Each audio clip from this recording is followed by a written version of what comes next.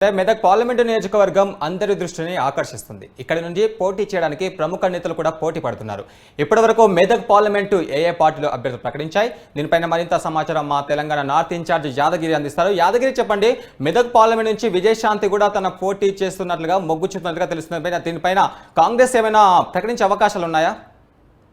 గురు, ఏదైతే లోక్సభ ఎన్నికలు సమీపిస్తున్న నేపథ్యంలో అటు మెదక్ జిల్లాకు సంబంధించి మెదక్ పార్లమెంట్ స్థానానికి సంబంధించి పూర్తి స్థాయిలో అన్ని పార్టీలు కూడా మలగులాలు పడుతున్న పరిస్థితి మనకు కనిపిస్తుంది. ఎందుకంటే బీఆర్ఎస్ పార్టీలో ఇప్పుడు టికెట్ ప్రకటించే పరిస్థితి, టికెట్ గురించి ఆశాస్తున్న వాళ్ళు కూడా ముందుకు రాకపోవడం అనేటువంటిది ఇక్కడ చాలా విశేషంగా మనం చెప్పుకోవచ్చు.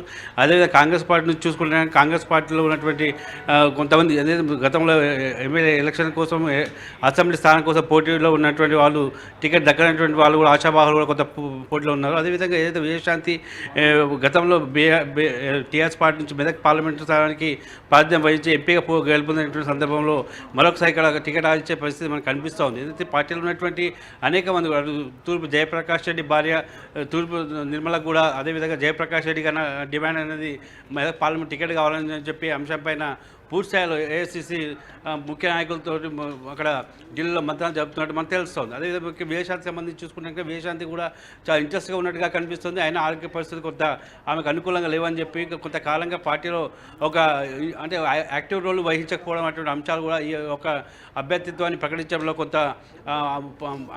ఉన్నత సంబంధించినటువంటి అంటే పార్టీ అగ్ర నాయకులు కొంత మల్లగుల్లాలు పడుతున్న పరిస్థితి మనకు తెలుస్తుంది. అయితే మొత్తం చూసుకుంటే కనుక మెదక్ పార్లమెంట్ స్థానానికి సంబంధించి విషయంలో చాలా కీలకమైనటువంటి పార్లమెంట్గా మనం చెప్పవచ్చు. ఎందుకంటే తెలంగాణలో ఉన్నటువంటి మిగతా వాటికన్నా కూడా కేసీఆర్ సొంత జిల్లా, అదే హరీష్ రావు మిగతా కేసీఆర్ ఉన్నటువంటి సీఎం ప్రాతినిధ్యం వహించినటువంటి ఈ యొక్క గజ్వేల్ అసెంబ్లీ స్థానం కూడా ఈ యొక్క లోక్సభ స్థానంలోకి వస్తుంది. ఇక అన్నీ కూడా ఏదైతే అటు గజ్వేల్, దుబ్బాక, అదేవిధంగా సిద్దిపేట, పటాజీలు వంటి ముఖ్యమైన ప్రాంతాల్లో ఉన్నటువంటి లోక్సభ స్థానం కావడంతో ఇక్కడ పోటీ చేయడానికి లేదా పోటీ నిర్వహణకు కూడా ఎవరి స్థాయిలో వాళ్ళు ప్రయత్నం చేస్తూ ఉన్నారు. కానీ ఇక్కడ గతంలో బీఆర్ఎస్ పార్టీ నుంచి కూడా ప్రయత్నం ఉన్నటువంటి ఒంటరి ప్రతాప్ రెడ్డి పేరు కూడా వినిపిస్తుంది. మొత్తం మీద చూసుకుంటే కనుక అటు కాంగ్రెస్ కానివ్వండి, లేకుంటే ఇటు బీఆర్ఎస్ కానివ్వండి, పార్టీ అభ్యర్థులను ప్రకటించడంలో మలగుల్లాలు పడుతున్నట్టుగా మనకు తెలుస్తుంది. కానీ ఇక్కడ చూసుకుంటే మాత్రం బీజేపీ చాలా క్లియర్గా ఉంది. రఘునందన్ రావుని ప్రకటించడం జరిగింది. రఘునందన్ రావు ఇప్పటికీ అక్కడ స్థానికంగా ప్రచారంను మూలం చేశారు. అలాగే ఏదైతే టికెట్ ప్రకటించిన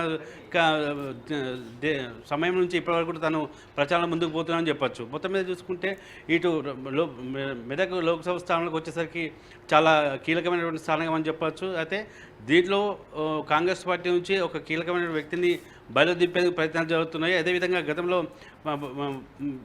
కాంగ్రెస్ పార్టీ నుంచి టికెట్ ఆశించి బంగపాటుకు గురైనటువంటి నీలం మధు కూడా పూర్తి స్థాయిలో పార్లమెంట్ స్థానానికి మెదక్ లోక్సభ స్థానానికి టికెట్ ఆశిస్తున్నట్టుగా మనకు తెలుస్తోంది గురు. అయితే యాదగిరి, బీజేపీ నుంచి చూసుకుంటే రఘునందన్ రావు ఇంతవరకే అసెంబ్లీలో పోటీ చేసి ఓడిపోయారు కదా, అతని పైన ఇటు కాంగ్రెస్ కానీ అటు బీఆర్ఎస్ కానీ విమర్శలు కూడా చేస్తున్నారు. దీన్ని రఘునందన్ రావు ఎలా తీసుకోబోతున్నారో, తన వ్యూహరచన ఎలా ఉండబోతుంది? ప్రధానంగా గత ఎన్నికల్లో అసెంబ్లీ ఎన్నికల్లో ఓటమి పాలైనటువంటి రఘునందన్ రావు మరోసారి పట్టుబట్టి మెదక్ లోక్సభ స్థానానికి బరిలో నిలుస్తున్నామని చెప్పవచ్చు. ఏదైతే కొంత పార్టీలో కానివ్వండి, లేకుంటే స్థానికంగా కానీ అతని మీద రఘునందన్ మీద కొంత వ్యతిరేకత ఉన్నప్పటికీ కూడా ఆ వ్యతిరేకతను కూడా అంటే ఒక స్ట్రాంగ్ పర్సన్ స్థానికంగా అవసరం ఉంది. కాబట్టి అదేవిధంగా రఘునందన్ బరిలో నింపడం అనేది కూడా పార్టీ అధిష్టానం నిర్ణయం తీసుకుంది. ఇక్కడ ఈ స్థానంలో ఒకనొక సమయంలో ఈటల రాజేందర్ని కూడా దింపే ఆలోచన కొనసాగించిన నేపథ్యంలో ఆలోచన బీజేపీ అధిష్టానం విరమించుకొని రఘునందన్ రావుని బరిలో దింపడం జరిగింది. ఎందుకంటే రఘునందన్ రావు సంబంధించిన సామాజిక వర్గం ఏదైతుందో స్థానికంగా ఉన్నటువంటి హరీష్ రావు, అదేవిధంగా మాజీ ముఖ్యమంత్రి స్థాయిలో ఉన్నటువంటి కేసీఆర్కి సంబంధించిన సామాజిక వర్గం ఉంది. ఆ సామాజిక వర్గం నుంచి కూడా ఒక ధీటమైన వ్యక్తిని అక్కడ నిలబెట్టడం వల్ల బీజేపీకి ఒక బలమైన వ్యక్తిగా అక్కడ దొరికినట్టుగా వాళ్ళు భావించిన నేపథ్యంలో రఘునందన్ రావుని మెదక్ లోక్సభ స్థానం నుంచి బీజేపీ దింపడంలో విజయాన్ని చేరువ చేసుకునే అవకాశం కనిపిస్తున్నట్టుగా వాళ్ళు భావించడం వల్లే రఘునందన్ రావుని మెదక్ లోక్సభ స్థానంలో బరిలో దింపారని మా భావించవచ్చు గురు. యాదగిరి, ఇప్పుడు మొత్తంగా చూసుకుంటే మెదక్ సంబంధిస్తే బీఆర్ఎస్ కూడా గట్టి పోటీ అయిపోతుంది కదా, అక్కడ ఏ అభ్యర్థిని ప్రకటించే అవకాశాలు కనిపిస్తున్నాయి ఎక్కువగా? ప్రధానంగా ఏదైతే మొన్న జరిగినటువంటి బీఆర్ఎస్ పార్టీలో బంగపాటుతో చాలామంది కూడా అంటే ప్రయత్నం చేసి అంటే గతంలో ప్రయత్నం చేశారు. ఇప్పుడు మాత్రం ఆ ప్రయత్నానికి కొంత విరమించుకున్నట్టు తెలుస్తోంది. బీఆర్ఎస్ పార్టీకి సంబంధించినటువంటి వాళ్ళు కూడా ఉత్సాహంగా ముందుకు వచ్చే పరిస్థితి మనకు కనిపించడం లేదు. ప్రధానంగా ఏదైతే డబుల్ షూటర్గా ఉన్నటువంటి హరీష్ రావు లాంటి వ్యక్తిగా ఉన్నప్పటికీ అదే ముఖ్యమంత్రి స్థాయి మాజీ ముఖ్యమంత్రి స్థాయిలో ఉన్నటువంటి కేసీఆర్ ఉన్నటువంటి ఇలాకాలో బీఆర్ఎస్ పార్టీకి ఒక బలమైన అభ్యర్థి అంటే లోక్సభ స్థానంలో దొరకలేని పరిస్థితి మనకు కనిపిస్తూ ఉంది.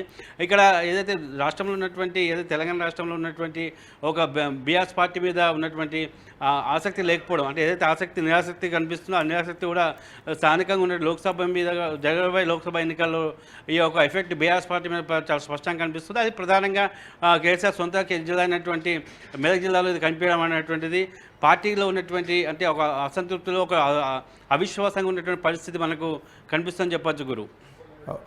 Okay right, thank you.